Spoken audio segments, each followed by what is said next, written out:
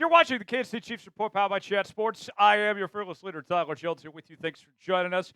On today's show, we'll get you the latest from Chiefs OTAs as we'll give you our full list of winners and losers so far. Everything you need to know coming up in just a matter of moments. Before we do, folks, we are closing in on 72,500 subscribers. You know, I'm excited about the Thunder game tonight, obviously. Thunder up. I know all of Chiefs Kingdom is going to be rooting on the Thunder with me this evening. The number one thing I want right now is a Thunder championship. But the number two thing I want is for you to subscribe to the channel. We're bringing you daily news and rumors, sometimes 2 and 3 videos a day. We have live shows each and every Tuesday, breaking news, Q&A mailbags, and more. Subscribe now for free, youtube.com/ChiefsTV, and we'll get started with today's show.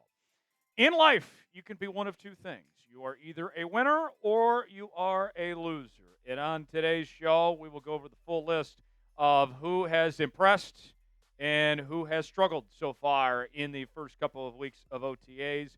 And let's begin with wide receiver Rashee Rice. Rashee Rice missed the opening portion of OTAs as he was out, not with the injury he's recovering from, but rather with an illness. And since then, he has made his return, and he is at full speed out of the gates and ready to go, according to Chiefs offensive coordinator Matt Nagy, who said this on Rashee Rice. Yeah, he's looked good. He's come back strong. He's been working hard to get to this point. Reminds me of last year where he was going into this part of the year where the second year he just looked like he is trending up. It's all gas, no brakes for Rashee Rice. I cannot wait to see what he does in 2025. And one of the points that Matt Nagy was talking about there of him coming into his own at this time last year, he got off to such a hot start to 2025 where he was in the top 10 of every major category receiving-wise. He looked like a top 10 receiver. I have every reason to think that if Rashee Rice is fully healthy and up to speed, that he is going to take that next step up and become an elite receiver and be that number one guy for this Chiefs offense this year. And with Travis Kelce getting another year older, one thing that we've mentioned on this show in the past is, although we still like Kelce, and I'm glad he's still around, this offense is changing where Kelce is no longer the number one receiving option anymore. That guy is Rashee Rice. And I like Xavier Worthy. He had a strong rookie season. I think he's going to build upon that second half that he had last year. But I think Rashee Rice is going to be that go-to guy for Patrick Mahomes this season and that he's going to have a big year. We already heard Patrick Mahomes talk about how good he looked in some private workouts down in Texas within the last month or so. So don't sleep on Rashee Rice. Don't call it a comeback, as they say. Do you believe in Rashee Rice? It's our pinned comment today. You got two options here. Type B for believe, D for don't. Keep it real with me. Tell me in the comment section which way you're leaning towards if you think Rashee Rice is going to have a big year or not. One name that we were not sure we were going to see too much of in OTAs is offensive tackle Josh Simmons, selected in the first round, 32 overall from Ohio State, coming off an injury. And the reports were after the draft, according to Chiefs head coach Andy Reid, that the hope, the expectation was that he would be up to full speed, full strength in time for training camp. And in rookie minicamp, he got a small sample size, a little dosage of sorts. And in that small sample size, he looked pretty good. The rumblings are that if Simmons is fully healthy, the plan is to go ahead and go forward with him as the starting left tackle over Jaylen Moore. But at this point, in OTAs, he is already doing what he needs to do, checking off the boxes to get ready to go to be at full strength, according to offensive line coach Andy Heck, who said this on Simmons. Yeah, well, the first thing he came out of it really well. First thing you can see is his explosive nature. I mean, everything he does is super quick, so we're working on fine-tuning techniques. He's able to do individual work within, certain limits.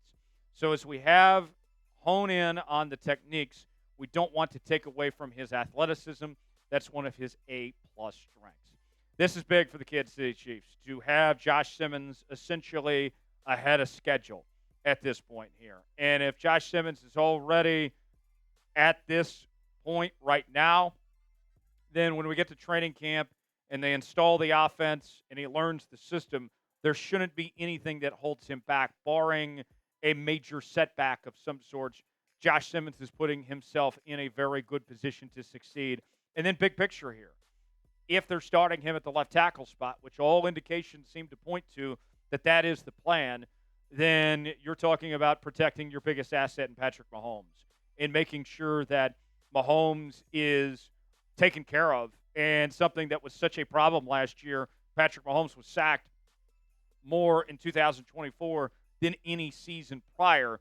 And that had to be one of your biggest priorities is how do we fix the left side of the offensive line and make sure that Patrick Mahomes is A-okay? Because the last thing we want is for him to get hurt. And on top of that, too, you need the offensive line to do your part so the offense runs like it's supposed to. And Simmons taking these steps forward, that's big for this Kansas City Chiefs team to already have him at that point where he is right now. More to come here on the Kansas City Chiefs Report. But first, let's tell you about today's sponsor. That is Prize Picks. Prize Picks is the place to go for daily fantasy made easy. Here's how it works. You choose 2 more players on any given category. Get the choice of more or less, whether you're talking fantasy points in football, rebounds in basketball, goals in hockey, all sorts of different categories to choose from. Do you know ball? There's only one series left in the playoffs, and the championship is officially on the line. That means time is running out for you to put your final takes to the test on Prize Picks, the best place to cash in on your favorite sports. This year's basketball playoffs are headed towards crowning a first-time champ in more than 50 years. Don't miss your last chance to cash in on history with Prize Picks. Pick more or less on player stats like points, rebounds, assists, and more for your shot to win up to 2,000 times your cash today. Sign up today and get $50 instantly when you play $5. You don't even need to win to receive the $50 bonus. It's guaranteed. The basketball playoffs are wrapping up, but the action is still heating up on Prize Picks, the best place to cash in on your favorite sports. Download the app today. Use code SAILATS to get $50 instantly after you play your first $5 lineup. That is code SAILATS to get $50 instantly after you play your first $5 lineup. Tonight is game 1 of the basketball championship series. You know I'm rolling with the Thunder, and I got to roll with my guy Shea on Prize Picks as well. I got Shea Gilgeous-Alexander to have more than 10.5 free throws made. We'll go with the less on Tyrese Halliburton on 17.5 points. And I'll go with more on Miles Turner on 5 rebounds. If we put $20 down and all 3 of those hit, that turns into $100 on Prize Picks. Download Prize Picks today. The link is in the comments and description of today's video. It is promo code SAILATS, prizepicks.com/SAILATS. Prize Picks, run your game. Next up, let's talk about Nikko. Nikko, the wide receiver and return specialist. We've seen him mostly on special teams as of late for the Kansas City Chiefs, and he was kind of that go-to guy for the Chiefs with Xavier Worthy taking on a bigger role in the receiving attack. And so far, Nikko has impressed specifically on special teams, according to special teams coordinator Dave Toub, who said this about Nikko. Nikko continues to get better, and he will be a hard guy to beat out. He doesn't have the dynamic Rashard Smith top-end speed, but he brings so much other things to the table as far as his ball reads, his catching on the run, his instincts of how close somebody is to him, whether you can time it up and beat him with just his catching abilities alone. He keeps getting better, and it will be a great battle at that punt return spot. Do not sleep on Nikko. And I would take this even a step further. We know about the special teams abilities, but the fact that he does have good hands, that he has speed, maybe not top-end speed, but he's very shifty and quick. Maybe there's a spot where they can still find a way to use him in the receiving game as well. I think he's a very solid football player and can impact this game in a multitude of ways. So I'm watching out for Nikko and excited to see what he could potentially do here. Who is a winner from Chiefs OTAs so far? We've gone through a few. We got a couple more to get to. We also got some losers to talk about, but we want you guys to weigh in. Give us a winner from OTAs that stands out to you. Up next, let's talk about Chamarri Conner, the corner/safety. What is his role exactly? Well, TBD on that. We'll talk more about that here in just a moment. Whatever his role is, Spags is going to find a way to use him accordingly. Spags said this: I think Chamarri is having a really good offseason. This is his fourth year in the system. It's actually his third, Spags. And he's doing a really good job in it. I think he's valuable. I mean, he's been playing nickel. He's been playing both safety spots. You saw today, every once in a while, Trent McDuffie slips inside the slot there, and Chamarri will go in there too. He's one of those guys I think that needs to be on the field for us. We'll just have to find out based on the other pieces where he is most of his snaps will be. Honestly, I'm not worried about Chamarri's role. I think that they will find a spot that is best for him and best for this defense one way or the other. And think about this, too. You have some depth now in that defensive back room that you did not have in 2024. When Jaylen Watson went down, this team was searching for answers at the corner position. And Chamarri, to his credit, he stepped up and did a solid job. But now you look at the other corners there with Christian Fulton and Nohl Williams, and along with Watson, of course. And then you look at the safety room. I'm very high on Jaden Hicks, what he could do. Brian Cook's been pretty solid there. Wherever they put him, there's going to be a spot for Conner to shine and get the most out of him, and I expect him to succeed. Last on our list of the winners from OTAs so far, tight end Jake Briningstool, the undrafted free agent out of Clemson, makes our list today. And in practice on Wednesday, he had quite the showing as he attempts to potentially make the roster. Friend of the show, Jesse Newell, the Kansas City Star, posted this on X. UDFA free agent tight end Jake Briningstool had another strong contested catch during team drills. He excelled on those during rookie minicamp a few weeks back. Will be one to watch once training camp starts. And there was more conversations amongst the media and others about Jake Briningstool. I think he's sneaky good. You look at this tight end position right now.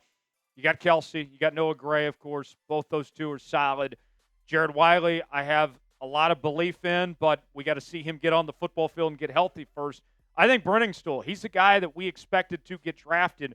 Did not think he was going to go as a UDFA here.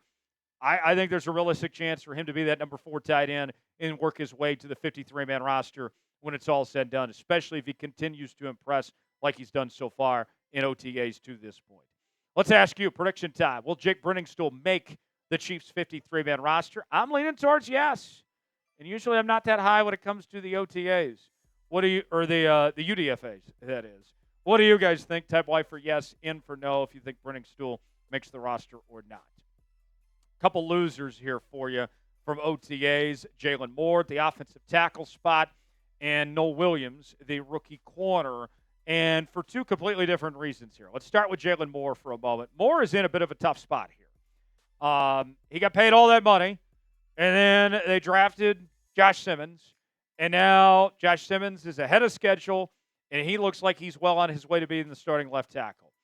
And meanwhile, the left guard spot, which could be a position where Jaylon Moore moves to, everything Andy is telling us is that is down to Kingsley and Caliendo for that spot. They have not discussed moving Jaylon Moore potentially to the left guard position. Now, maybe those discussions are going to happen down the line, but at least right now, if we're going based on just what our ears are hearing, then our ears are telling us that right now Jaylon Moore looks like a backup. And he's being paid a handsome amount, which isn't ideal for a backup at that position, but maybe things will change, but it's not looking great, at least for him at this moment. For Williams, these are some growing pains. He had a fantastic season at Cal, 7 interceptions. He was great. But it's usually not a good sign when you're getting called out by not one, but 2 assistant coaches. And that's what happened to Nohl Williams on Wednesday, starting with Spags, who said this. Nohl Williams had a tough day today. Just a couple things that stick out, but what I really like about him is that he's a student of football. So not all negative, but not great either.